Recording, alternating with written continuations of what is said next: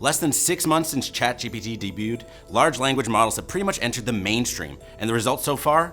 Chaos. But you're in luck, because TechLinked is the show that explains how to survive mankind's downfall, with a couple of laughs thrown in too. Just a couple of goofs. So many goofs. Through a full semester of access to AI chatbots, schools have been embroiled in an arms race between AI-enabled cheating and plagiarism detectors. Beside the problem of false positives and negatives, AI detection programs struggle to distinguish between a small amount of AI assistance and 100% AI generation. That, of course, assumes that teachers and administrators fully understand the technology, which isn't a given considering that a Texas college professor recently held half a class back from graduation, accusing them of using ChatGTP to write their essays. That's why it didn't work.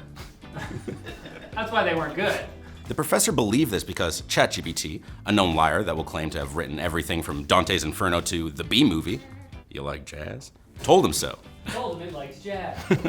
This week, OpenAI CEO Sam Altman testified in front of a Senate subcommittee that AI models are like bulls in a china shop and require regulatory intervention. And Altman would know as the man who trained the bull on 300 billion rooms of porcelain before leading it right into a store. It might seem unintuitive, but it's actually common for companies to push for a voice in how they're regulated when regulation seems inevitable. Gentlemen, have we considered what this effect will have on our executives' summer homes? Will we be able to buy a second summer home? A third? It's great questions. Where will my yacht go?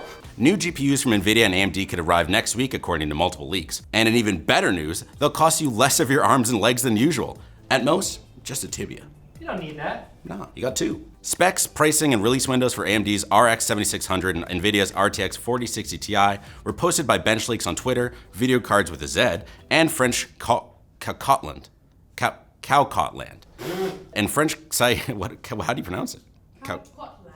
And French site Cowcotland, whose name makes sense to those with an ounce of taste. You would get it if you'd been to Paris. If you're bovine. The leaks indicate that the 7600 will launch May 24th for around $300, while the RTX 4060 Ti will arrive the day after for around $400. Both of those cards are expected to feature only 8 gigs of VRAM. However, a more expensive 16 gigabyte version of the 4060 Ti might be coming in a couple months later, in July, along with an RTX 4060 non-Ti. It feels like yesterday where we were reporting on the news like this because the competition between AMD and NVIDIA was exciting, and not because they seemingly didn't care about all the armless and legless gamers they're creating. I would protest, but I can't stand up. I don't know why I keep buying them. I won't stand for this or anything because my tibias are gone. Okay. And Apple has announced a suite of new accessibility tools for iOS, including a voice cloning feature that Apple claims can replicate a user's voice with only 15 minutes of training. According to Apple, the personal voice feature uses on-device machine learning to keep users' information private and secure. The voice clone can then be used to read typed text, both during phone calls and in-person conversations. The feature would allow users who are losing the ability to speak due to degenerative disease to continue expressing themselves in their own voice. And it would allow other users to get out of annoying business meetings using voicemails where they pretend to be captured and tortured by a robot replicant. Standard business stuff. Standard. Classic. Other new accessibility features include Point and Speak in the Magnifier app, which scans text using the camera and reads it out loud for users with low vision. Accessibility is a part of everything we do at Apple, said Senior Director Sarah Herlinger. Or at least someone who sounded a lot like her. Sarah Hemorrhoid is the arch nemesis of Sarah Butt. Okay.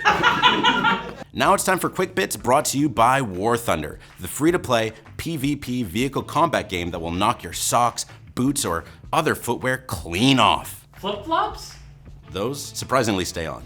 Not combat ready.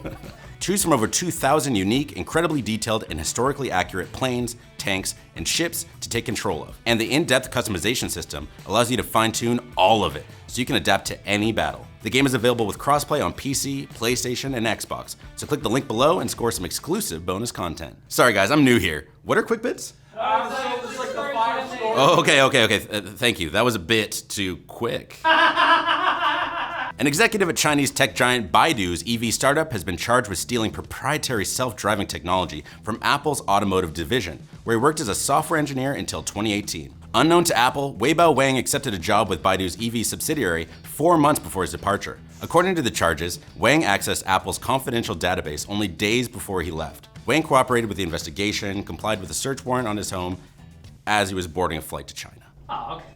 Google announced that they'll start deleting inactive Gmail and Photos accounts by December of this year. Google's claiming it's a safety issue, that old passwords, unattended account security alerts, and lack of two-factor authentication could make unused accounts vulnerable to hacking. The company has clarified that they won't delete any accounts with YouTube videos, but no word yet on if your late grandma's photos and spreadsheets will be safe. I still remember her last email subject line, forward, miracle, Jesus appear on bus, driver's toast. Miss you, Gam Gam. She hated email. But love Jesus. Blizzard announced that they're scrapping Overwatch 2's planned co-op PvE hero mode. You know, the biggest selling point for an Overwatch sequel. That mode. A spokesperson stated that they couldn't muster the effort to make it into a Blizzard quality experience. Unlike masterpieces like Warcraft 3 Reforged and Diablo Immortal. Don't you have phones? Because you get that. Yeah. The company says that they still have PvE story missions planned, but they won't have the promised replayability or talent tree progression of the promised hero mode. What's the matter, Blizzard? You guys don't have devs? Do they not have devs? Wait, they don't? Not since the Tibia incident. Meta, I like it. Steam is dropping support for Google Analytics for unspecified privacy reasons. The end date is scheduled for July 1st, the same date as Google's planned migration of users from its current Universal Analytics system to what it calls Google Analytics 4. Rogue protocol. According to Valve, as time has gone on, we've come to realize that Google's tracking solutions don't align well with our approach to customer privacy. Valve will therefore make improvements to its own inbuilt analytics tools while continuing not to track age, gender, or race, and obscuring identifiable user information. Which is a relief as one of less than 5 people of my specific demographic currently playing Love Joe Biden, the Joe Biden dating simulator. And Toyota's announced that the car location data of over 2 million of their Japanese customers has been accidentally publicly accessible for nearly a decade. While there's no evidence that anyone actually accessed the data, someone could have accessed the historical or the real-time location of any of the affected users at any time over the last 10 years. This is the third security issue Toyota. This is the third security issue Toyota has reported in Japan in the last 15 months. So, to our Japanese viewers, omae wamu. Shinderu. And if you like anime references, you need to come back on Friday for more Tech Linked. And if you don't like anime references, be sure to subscribe to Whoa! No! Whoa! Yeah, I'm sneaking that in. This was a mistake.